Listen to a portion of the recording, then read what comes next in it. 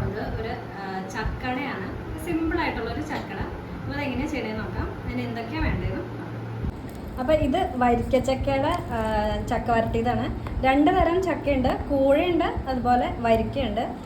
കൂഴേനേലും നല്ലത് വരിക്കച്ചക്കയുടെ ചക്ക വരട്ടിയതാണ്. അടയ്ക്കൊക്കെ നമ്മൾ മെയിനായിട്ട് അത് തന്നെ എടുക്കുക. അപ്പോൾ അത് എടുക്കണം. പിന്നെ അരിപ്പൊടി ആവശ്യത്തിന്. പിന്നെ വേണ്ടത് തേങ്ങ ചെറുകിയതും എടുത്തിട്ടുണ്ട്, അതുപോലെ തേങ്ങ കൊത്തും എടുത്തിട്ടുണ്ട്. പിന്നെ കുറച്ച് 2 ഏലക്ക. ഞാൻ കുറച്ച് ക്വാണ്ടിറ്റി ഉണ്ടാക്കണേ, അപ്പോൾ അതിന് വേണ്ടിയിട്ട് 2 എണ്ണം മാത്രമേ എടുത്തിട്ടുള്ളൂ. അപ്പോൾ നമുക്ക് കൂടുതൽ ഉണ്ടാക്കണമെങ്കിൽ അതിനനുസരിച്ചിട്ട് നമ്മുടെ ഏലക്ക കൂട്ടി കൊടുക്കണം. അതുപോലെ ഒരു 1/4 സ്പൂൺ ജീരകം അതും എടുത്തിട്ടുണ്ട്. അപ്പോൾ ഇതെല്ലാം ഇട്ടിട്ട് നന്നായിട്ട് മിക്സ് ചെയ്തെടുക്കണം. തേങ്ങ വേണമെങ്കിൽ നമുക്ക് നെയ്യിൽ വറുത്തെടുക്കാം. അപ്പോൾ ഇവിടെ ഞാൻ നെയ്യിൽ വറുത്തെടുക്കണില്ല, ഇതങ്ങനെ തന്നെ ഇടണം. അപ്പോൾ ആദ്യം തന്നെ നമ്മുടെ ചക്ക വരട്ടിയത് ആദ്യം ഇട്ട് കൊടുക്കുക. അപ്പോൾ ഒരു 2 വലിയ സ്പൂണ് ചക്ക വരട്ടിയത്.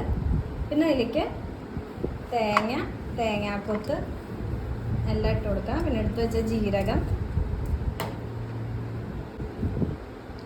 ഏലക്കാപ്പൊടി, എന്നിട്ട് ഇതിലേക്ക് അരിപ്പൊടി കുറച്ചായിട്ട് ഇട്ട് കൊടുക്കണം. അപ്പോൾ മധുരം കൂടുതൽ വേണമെങ്കിൽ നിങ്ങൾ എക്സ്ട്രാ ശർക്കര ചേർത്ത് കൊടുക്കണം. അപ്പോൾ ഇവിടെ അത്യാവശ്യം ഇങ്ങനെ തന്നെയാണ് ഉണ്ടാക്കാറ്. അധികം മധുരമൊന്നും ഇട്ട് ഞങ്ങൾ ഉണ്ടാക്കാറില്ല. എന്നാലാണ് ആ ചക്കയുടെ കറക്റ്റ് ടേസ്റ്റ് കിട്ടുള്ളൂ.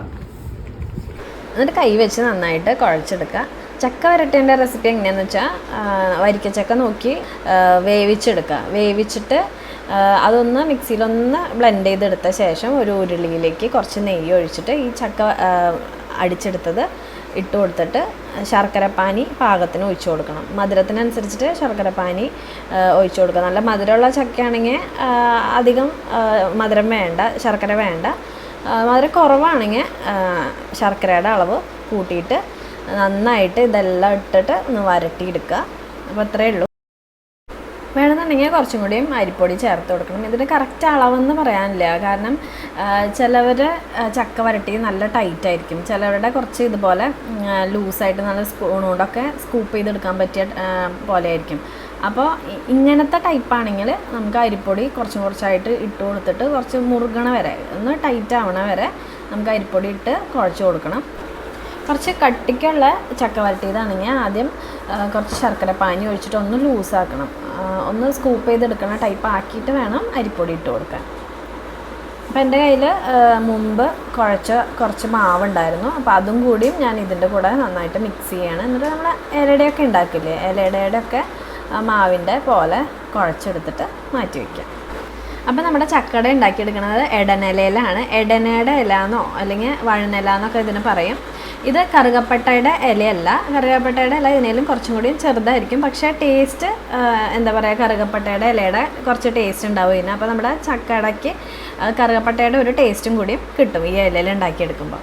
അപ്പോൾ ഞാൻ വാഴയില എടുത്തിട്ടുണ്ട്, എടനില എടുത്തിട്ടുണ്ട്. അപ്പോൾ ഇത് രണ്ടിലും എങ്ങനെയാണ് ചെയ്യണേ ഞാൻ കാണിച്ചു തരാം. അപ്പോൾ ആദ്യം തന്നെ ഇത് കുമ്പിള് കുത്തണം.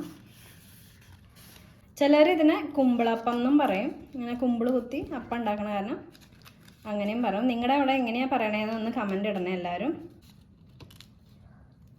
ഇങ്ങനെ കുത്തി സീൽ ചെയ്യണം, കണ്ടോ? ഇനി അടുത്തതും ഒരെണ്ണം അതുപോലെ തന്നെ ഉണ്ടാക്കിയെടുക്കാം.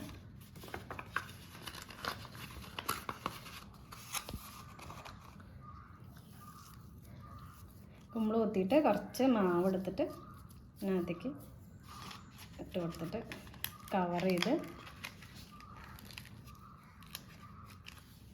സീൽ ചെയ്യാം. ഇത്രയേ ഉള്ളൂ. ഇനി വാഴയില എങ്ങനെയാണ് ചെയ്യണേന്ന് നോക്കാം. ഒരു ചീന്ത് വാഴയില എടുത്തിട്ട് ഇതുപോലെ ഉരുട്ടിയെടുത്തിട്ട് പരത്തി കൊടുക്കാം.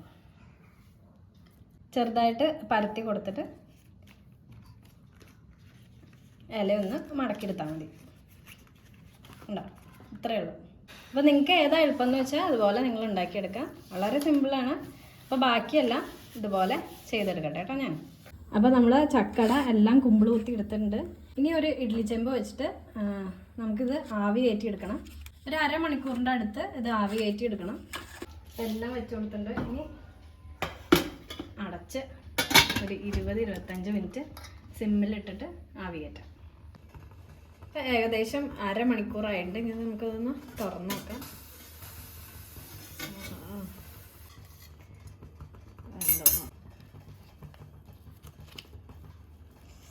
ആഹാ, നല്ല ആവി വറക്കണ ചക്കട റെഡി ആയിട്ടുണ്ട്. അയ്യോ നല്ല ചൂട്. ഉള്ളൊക്കെ കണ്ട, ഉള്ളൊക്കെ നന്നായിട്ട് വെന്തിട്ടുണ്ട്. ഒരു പീസ് ഞാനെടുത്ത് കഴിച്ചു നോക്കട്ടെ.